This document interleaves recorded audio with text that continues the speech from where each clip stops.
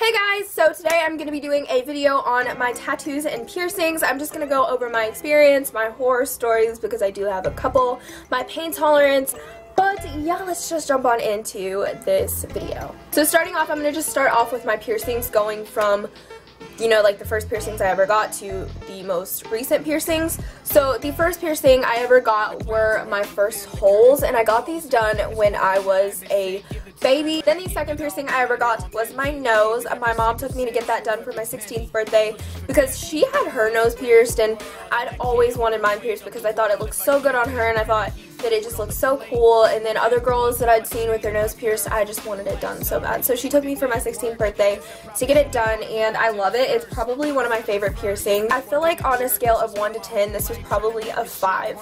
For pain. It wasn't bad at all. Honestly, I don't remember it too much just because that was almost 3 years ago, but I do remember that it did hurt, but it wasn't like extremely bad. Going into my third piercing that I ever got, it was my belly button. I wanted my belly button done for so long, probably since I was 13 maybe.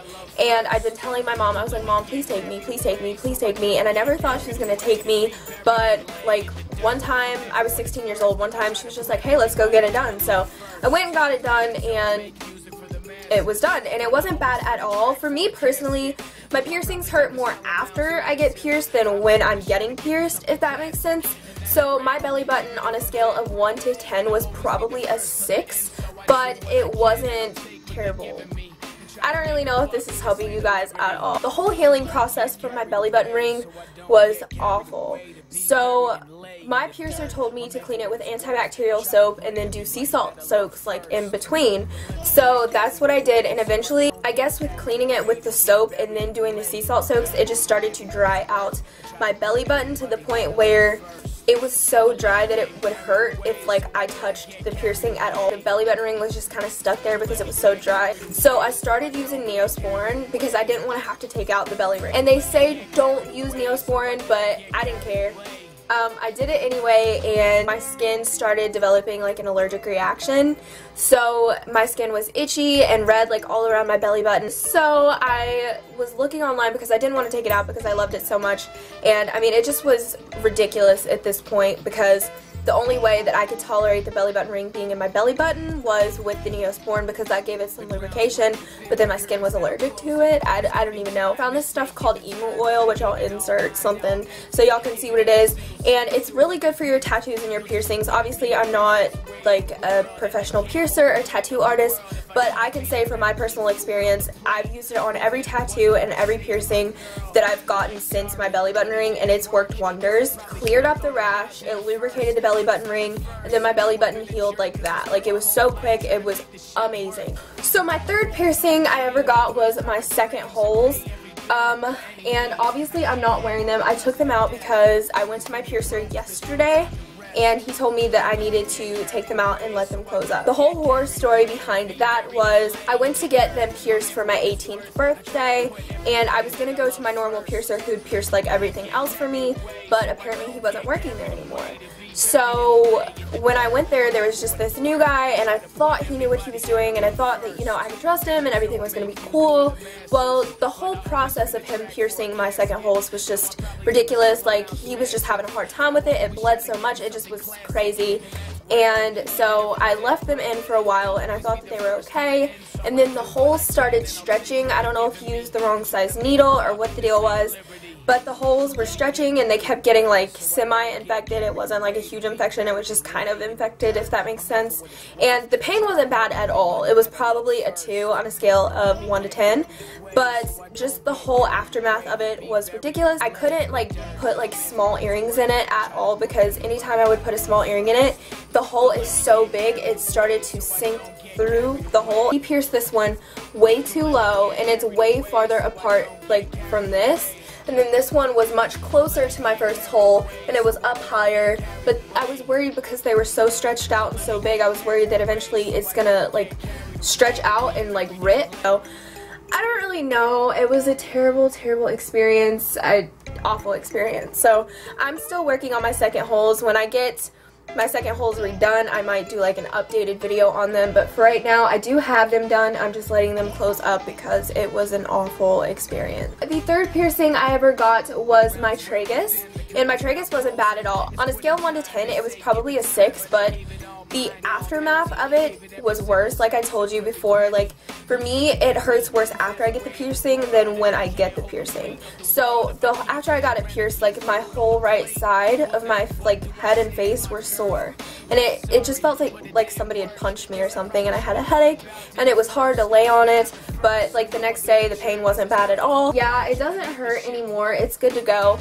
I want to say it's practically healed. I mean, I still clean it every day. I've only had it done for about a month, but for me, like when I think piercings are healed, they're really not. It usually takes about a year on every piercing for me to heal up. The next piercing I have is my mid cartilage. I actually got that done yesterday when I saw my piercer. My mid cartilage was something that I thought was super cute, and so once it heals up, I'll probably put something like really cute in it, but I just got him to pierce it with just like a normal like stud. He did it. It was probably a 6 on a scale of 1 to 10. They are so sore, probably more sore than my tragus or anything. Like literally, I cannot sleep on it at all. When I clean it, like it's fine now, but if I touch it or if I clean it, like it just hurts so bad. Other than that, I love it. It's great. It's fine. Like I said, it was probably like a 6, but today it's definitely like a 9 because it hurts so bad. But then after, I just hit this one. Oh, it hurts. After I got this one pierced, he went right over and did this one, and I just got my top cartilage. This one was also a 6 on a scale of 1 to 10. It wasn't like super bad, but it is super sore. I couldn't sleep on this one either. It was so hard trying to sleep last night because I couldn't sleep on either side of my head, so I kept trying to get comfortable. And I've heard some people recommend getting like a travel size pillow, but it just was awful. I don't know, this is probably the most painful piercings I've had. So those are all my piercings I have for now. If I get more, obviously I'm going to do an updated video later. But going into my tattoos, the first tattoo I have is my side tattoo, and I got that for my 18th birthday. I got it in my mom's handwriting. It just says, I love you, and then mom. On a scale of 1 to 10, that was probably like a 9 to a 9.5, just because that was right on my ribs, and it hurt more as he was moving up towards my boobs. But, I mean, it wasn't like super bad. It was definitely bearable. It's very meaningful, and I love this tattoo out of all my other tattoos. A second tattoo I ever got was my back tattoo. And this is a dandelion turning into butterflies. I've wanted this tattoo since I was 15. Kind of changed it up a little bit, and instead of birds, I wanted butterflies. And one thing for me is, I'm not going to be one of those people who says, you know, don't get a tattoo because you're going to regret it later. I'm going to be one of those people who says, make sure you know what you want to get and get what you want to get. Don't listen to anybody but what you want, because I told the guy that I wanted the butterflies smaller because how big that he did them, I just feel like it doesn't really flow with the tattoo. It doesn't look natural with the tattoo because it's supposed to look like it's turning into butterflies, whereas it just looks like it broke off and then he added the butterflies in, if that makes sense. When I told him that I wanted the butterflies smaller, he said that he couldn't do that because it would screw up the whole tattoo and it would look good the way it was. And I think it looks great, but I think that I would have been happier if the butterflies were smaller. And you know, yeah, it's good to take your tattoo artist's advice, but I'm kind of unhappy with that whole thing. So me personally, I would just say get what you want, you know, it's your body, do what you want. I'm not one of those people who says, oh, you're gonna regret this later, but I just want to say, if you want what you want, then stick with what you want. Don't take anybody else's advice. Do what you want to do. But I had went to a different guy for my back tattoo than the guy for my side tattoo. Yeah, I mean, I'm happy with my back tattoo, but it wasn't exactly what I wanted. And for my back tattoo's pain, I'm gonna say it was probably a 3 out of 10. Honestly, that was the most painless tattoo, and parts like of the tattoo, like parts of the pain felt so good. And that might sound ridiculously crazy, but I'm so serious, like it felt amazing. So going on into my next tattoo, this is the horror story upon horror stories of tattoos. Like, I hate this tattoo so much. It is my wrist tattoo. If you guys watched my Lush favorites and then my Lush haul a while back, you guys would have seen that this didn't used to be a flower. It used to be like a crescent moon, which looked like a little Pac-Man. And I was just like, you know, it's a little crescent moon, like who can screw that up? So I went to just a random guy that was there. I didn't plan it out. I just was like, hey, I'm gonna get this done, and I went to get it done, and worst mistake ever. The guy draws it and it looks fine. Well, when he does it, I don't know if he messed up or what the deal was, but it ended up looking like I had a little Pac-Man on my wrist, and it literally took like 2 minutes for him to do it, but it looked like a little Pac-Man, and I was just like, what is this? On a scale of 1 to 10 of the little crescent moon, that was probably like a 3. It wasn't bad at all. I went back to the guy who did my back tattoo like a month later after the tattoo totally healed up and told him that I wanted to get it covered up. And so we did a whole consultation. He drew out what he would do, and what he drew out looked great, and I should have taken a picture of it, but I didn't take a picture of it. And so then I went back a week later to have him just cover it up, and I don't really know what happened, because when he drew it, it looked great, but he also drew a ton of other little crazy lines that he didn't end up using, so I don't know if he got confused or what the deal is, but this is just a really poorly done tattoo. Like, this right here isn't even fully connected. This right here, he went out of the lines. This one right here is also too small, like, from all the other petals. This right here is too big. Like, it was supposed to be a sunflower, and this is not a sunflower. Didn't go back to him anymore, and then I went and got my foot tattoo done a month later.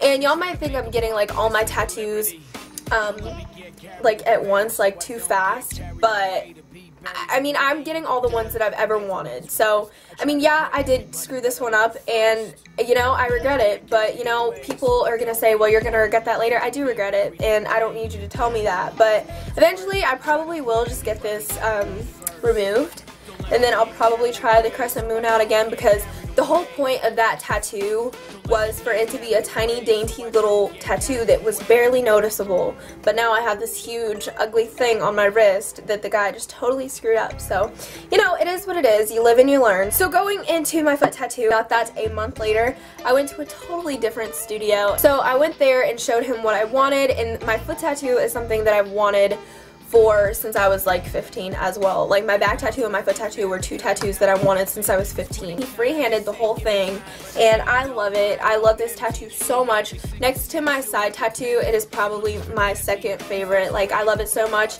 On a scale of 1 to 10, it was probably a 7.5 to an 8, just because there were parts like that he was going up like towards the bone of like where my toe starts, and that hurt so bad, and it just hurt. But it wasn't bad. I mean, it was bearable. But yeah, guys, that was my long babbling.